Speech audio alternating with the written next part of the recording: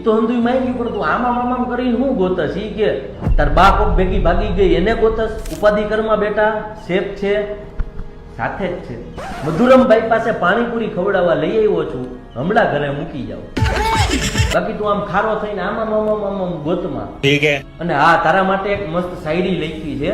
જોકે દીકરાઓ કદાચ બાપ હાટું લખે ને તો એમાં કઈ નવીન ન હોય, પણ આજે બાપે એના દીકરા માટે કઈક લખ્યું છે, તો સાંભળ બેટા. કે ઉપાધિ કોઈ તું કરમાં, હજી હું બાપ બેઠો છું, મારા તું ખોટા ચારા કરમાં, હજી હું બાપ બેઠો છું.